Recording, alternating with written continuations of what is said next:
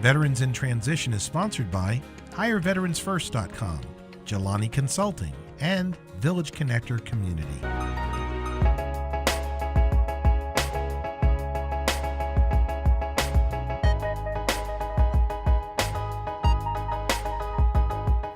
Welcome to Veterans in Transition, where we promote the veteran community. Each week we travel around the region highlighting veteran-related news, issues, and events. In this episode, a new segment entitled Master Class. We'll profile a graduate from the Armed Services Art Partnership Program. And this Georgetown alumni is the ambassador of choice, helping veterans navigate a smooth transition. Fred Wellman is a retired Army officer. He served 22 years as an aviator and public affairs officer, including 4 combat tours. He currently is the CEO and founder of ScottComs, a certified B Corporation focused entirely on supporting veterans, military families, and the organizations that empower them.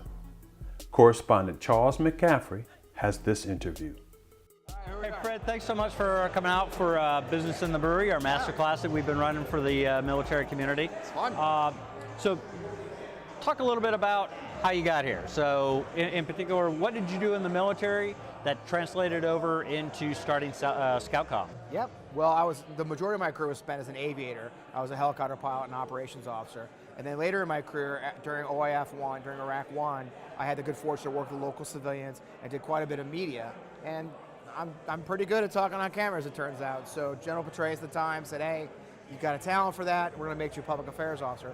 So I spent the latter part of my career as a public affairs officer. So when I got out of the Army, going into public relations was just a natural fit. And then when I had a job for about a year, it wasn't a great fit, and I decided to start my own company. There was just, starting a PR firm was the right direction to go for me. Here we are 8 years later. Right. So, you know, one of the things that I try to work with and try to figure out for my veteran clients is, how do you know when to stick with an idea, and how do you know when to pivot? Any advice you want to give on that? Well, I always, I tell every entrepreneur who's going to pay for it, right? It always starts that even a nonprofit or for-profit, you've got to figure out who your customer is, who's going to write your checks. And too often, I think we go into business with this optimistic viewpoint that this amazing product's going to just soar, or this location's going to work.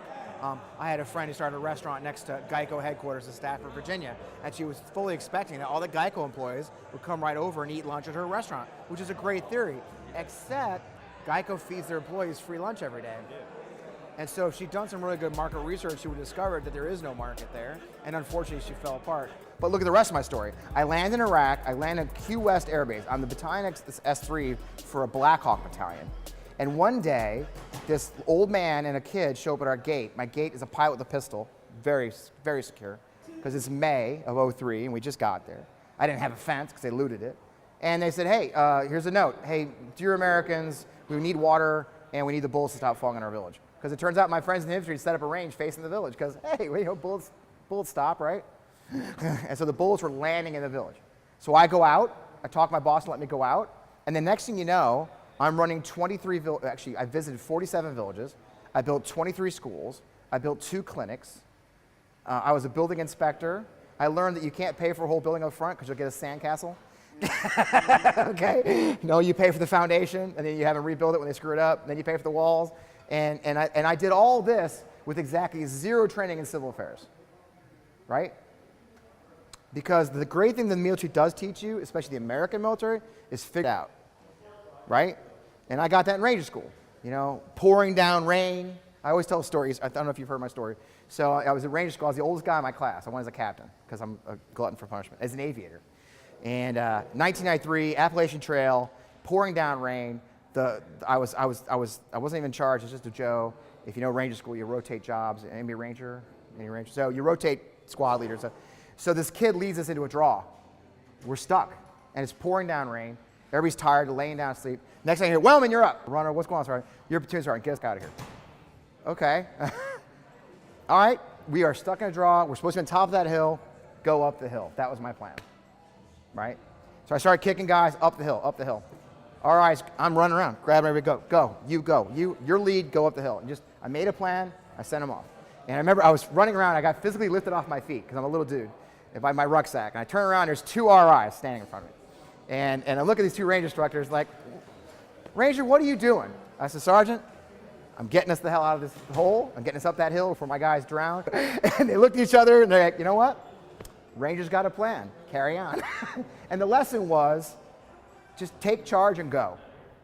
And sometimes all people want to know is you have a plan and you're going to execute it, right? And that's how much of that is business. I've got an idea.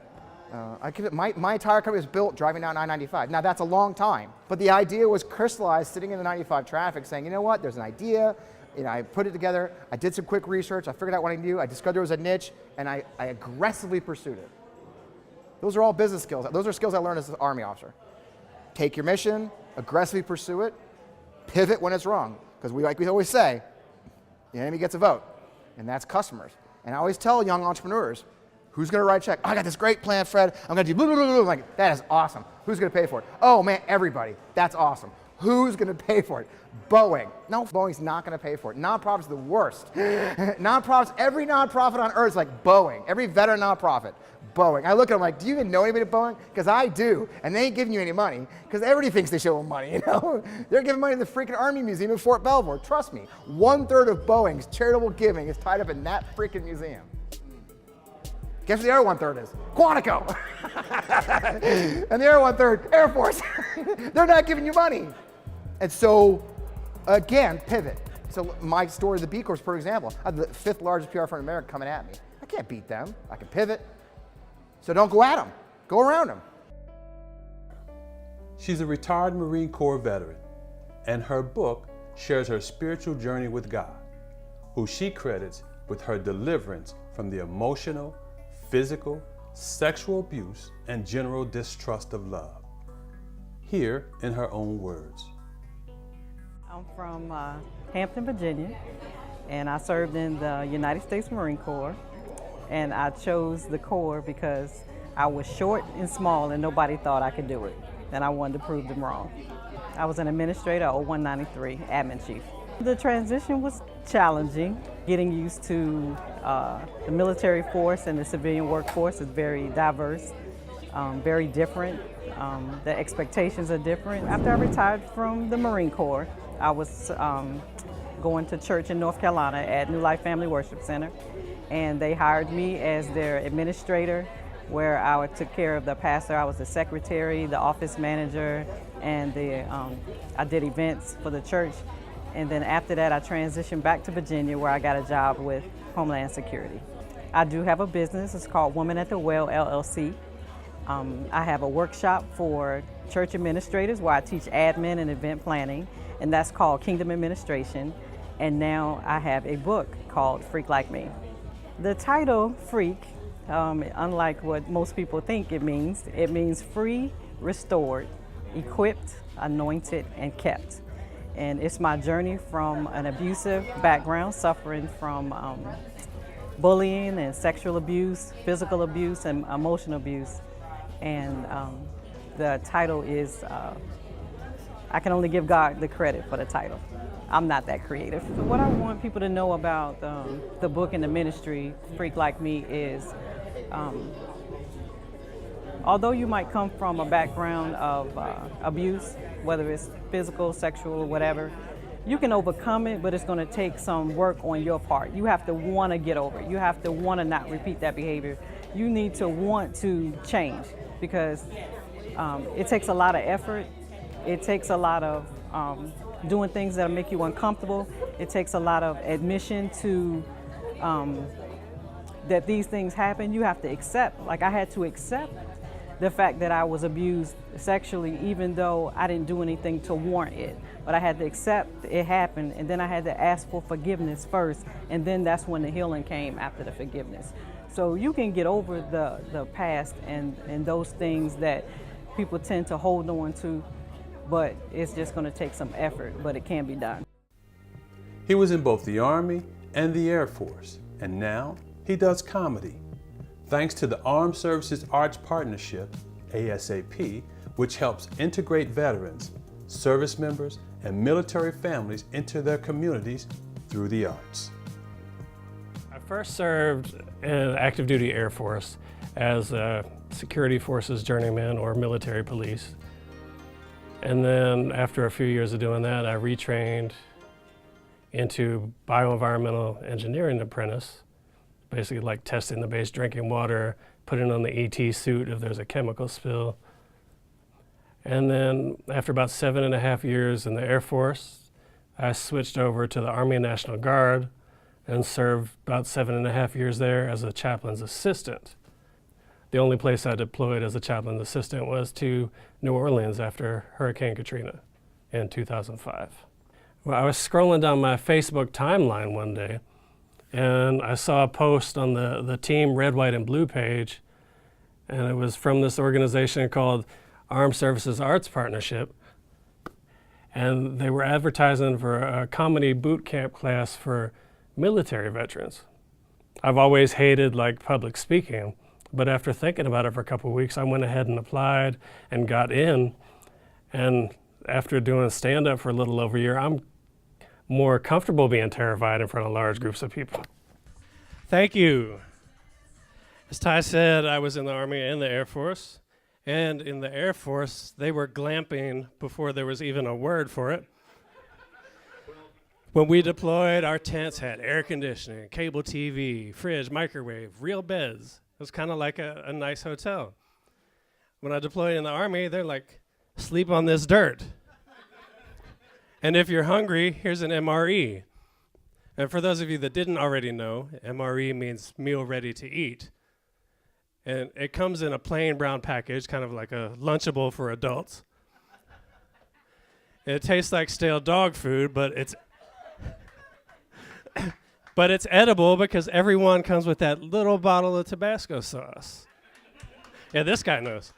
And I remember one deployment I was on with the Army, somehow they didn't have enough ammunition to give everybody.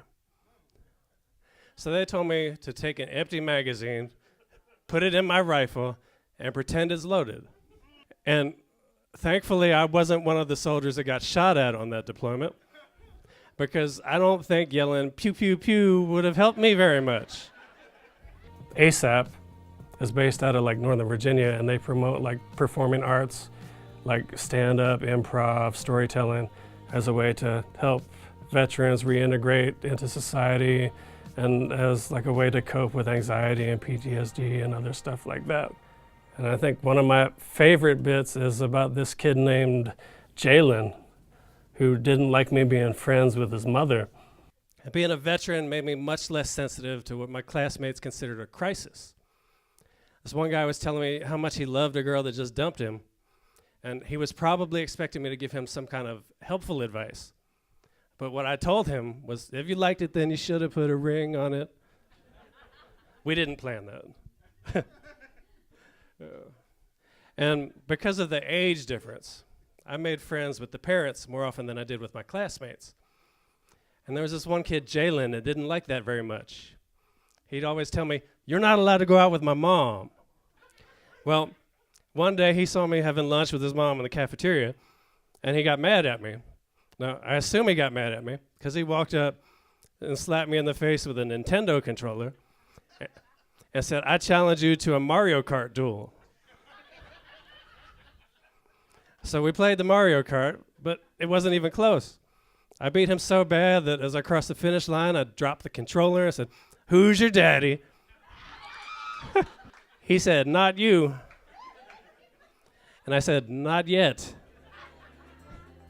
In this business spotlight, Dwight Hunt, President and CEO of B3 Group, walks us through the process of being prepared for that big government contract. I graduated from United States Military Academy in 1991. I was commissioned as an artillery officer. Spent time at Fort Riley, Kansas, Fort Sill, Oklahoma. After my command time in 1st of the 12th Field Artillery, I transitioned to a Information Technology Management Officer. I went to Naval Postgraduate School to get my master's in Information Technology Management. While after graduation from there, I worked for an Information Systems Officer for about 2 years, and I transitioned to the Army Acquisition Corps.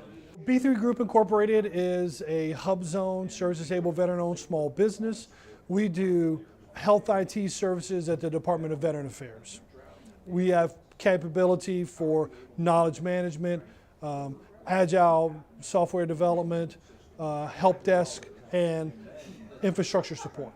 Everybody wants to go fishing and catch a big fish. And so every veteran who started a business wants to go win that prime contract. And again, that's a great goal to have, but the question is, what are you fishing for? And do you have a big enough boat? If you catch that $10 million task order you're trying to work, what's the risk that you get when you catch that task order? Have you mitigated those risks? So where our fishing analogy is, let's go fishing. Do you have a big enough boat? Do you have the operational support that can support a win? Do you have the sales team that can go out there and work to find sales for you? Do you have a delivery team? That infrastructure either needs to be either in place, or you need to have a plan to put it in place should you win. One of the challenges for having to do that is we had to hire multi-talented people. When you work for B3 Group, when we're a 10-person company, you can't do one thing. You have to be able to fish. You have to be able to change the bait. You have to be able to reel it in. You have to be able to bring it on and get it into the cooler so we can go prepare it later and cook the fish. You have to be able to do all of those things in a small business, wear many hats.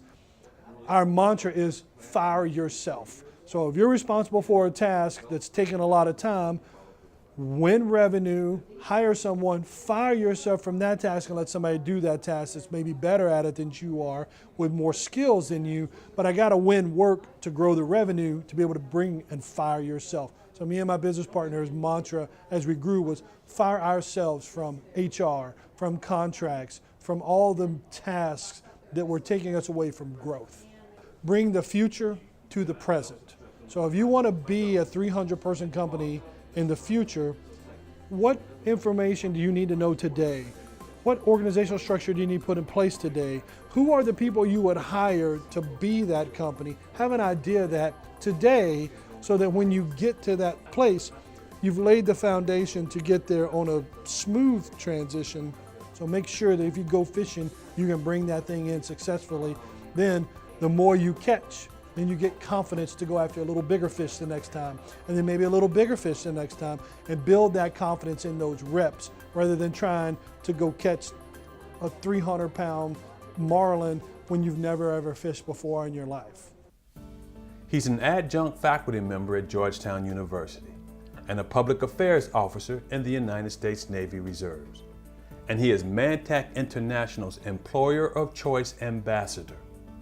Correspondent James Crawford sat down with Omari Faulkner. Tell us something about your personal background, the military background.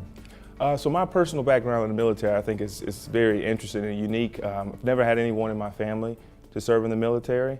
And after high school, I went off to Georgetown to become a professional basketball player, which really didn't come to fruition. But once I came to Mantech and saw so many different veterans, within our government services industry, it piqued my interest a lot. So went to watch Georgetown play a basketball game on a Navy ship carrier maybe about 4 or 5 years ago, and met a lot of different crew members.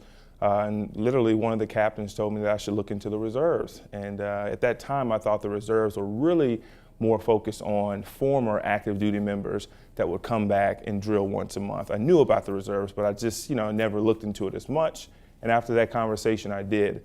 And I wanted to kind of know what our servicemen and women do, and I decided to join the reserve. So today I'm a lieutenant public affairs officer in the Navy. Tell us something about the various programs that you work in with veterans. So some of the programs that I do with veterans, we call them kind of our veterans in transition programs. And what that entails is really going out talking to a lot of our active service members about the transition period. As we know, any form of transition that you see in life, it can be very difficult, whether you're transitioning from a stay-at-home parent to a working parent, or if you look at our military members who are transitioning by the tens of thousands every single day into their civilian world. I mean, that's a pretty dramatic shift. So one of my roles is to go out, speak to them about the challenges that you can face and about the importance of getting out front of the transition. Because the sooner you start, the easier that transition is going to be. So that's everything. We're working with them on interview prep, resume prep, Some of the things, as simple as, hey, going to a website to understand a company, understand the company culture, to see if that culture fits you, and what types of organizations will probably fit your background best. So if it's an area that I can help you find the best place to find your home, to find you a career that supports yourself and your family, that's what we do. And we try to do that all across the country throughout military installations and even at some of the universities as well. So what do you think contractors should avoid doing when they're trying to attract veterans to the workplace? One thing I think they should avoid doing is not engaging. We have hundreds of thousands of men and women transitioning every single year, and those men and women have protected and served our country, with dignity and respect and with honor and courage and commitment. So I think that all companies should really invest into getting out there, reaching out to our veteran community, and making sure that whatever it is you do, you understand that the leadership skills that veterans come out of service with, that can be a huge benefit for your company.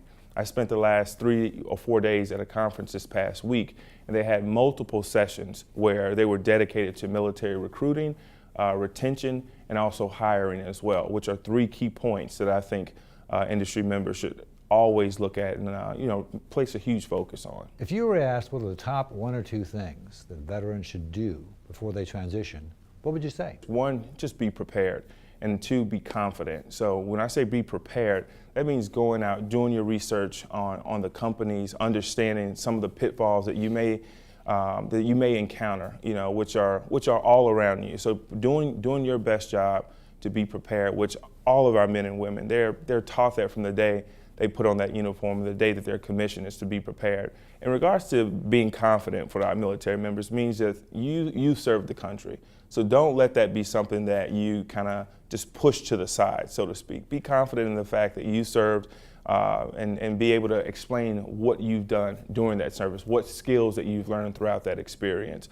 Sometimes I meet military members that, they don't like to really talk about what they've done because sometimes they think it can come off negative because industry may not truly understand that. If you're sitting across from a person that doesn't know what a person who has literally went into a bomb and disassembled that bomb, you may not connect with that person really well. But I think there are ways that we can work with our military members in helping them to almost like translate what skills that they've had from the military and how they can bring those same skills to the industry. What makes me most proud about the work I do is the fact that it's for a company that truly believes what they say. We truly put the energy behind, supporting our veterans, whether it be internally or externally. Being able to do that on a day-to-day basis around the country, at universities, at career fairs, or just speaking to a group of transitioning military members, or even our veterans, who have been transitioned and just want to come together and talk about, maybe different companies, what we do and how we do it. Engaging with the veteran community on a day-to-day basis, it's just an honor. Some of the stories that you hear, some of the feedback you receive, just being able to be around people that have done extraordinary things really motivates me every single day when I wake up to continue to try to make sure that those men and women have a place and make sure that they are as counseled or as prepared and as confident that they can possibly be. And then too, the youth aspect of that. We have an entire generation that's going to come up and be our next leaders. I have 4 children myself, and just the single fact that I can go home to them on a day-to-day basis and talk about what I do for my job and see how it inspires them and piques their interest. What is the Naval Academy, or what's a Service Academy, or what's the difference between an admiral or a flag officer? They ask me all those different questions, and I find it very remarkable. So it kind of truly shows the importance of your job, that you can kind of see the youth, the next generation that are going to have to be our leaders of tomorrow, and you can also see the importance of focusing on those leaders of today. So since you're an athlete, you're used to teamwork. When you're in the veteran community, how do you find a new team over on the commercial side? Absolutely. So when speaking to veterans in regards to going from one team to the next, I think that is very, very important. And it's never easy. For example, once I left the Department of State, I found a new team at Mantech International, and the reason why that was so easy is because, again, I was very prepared. I knew about multiple different companies or different competitors. And I researched the company, I looked at the board of directors, I looked at the mission statements, and I made sure that everything that I loved about the Department of State, that they were somehow interconnected in a way. So going from one team to the next, it's not easy, but again, you do find different teammates, and that's what I've kind of found here at Mantech. It's the same way in the military. You go to different divisions, you work with different service branches, and you have one mission, and it's about how can an airman and help a sailor accomplish one main goal. So it's applying those same traits when you're looking to transition from the military to the civilian career. That's all for this edition of Veterans in Transition. We ask that you like us on Facebook and follow us on Twitter. If you have a story to tell, reach out to us at vetsintransition.com. And remember, we all have a story to tell. Until next time. But the military prepared me for a lot of things, like being able to eat crappy food, wearing cargo pants for the rest of my life, and running covert ops after somebody cuts me off in traffic. But it didn't prepare me for being the oldest student on campus when I used the GI Bill to go to college.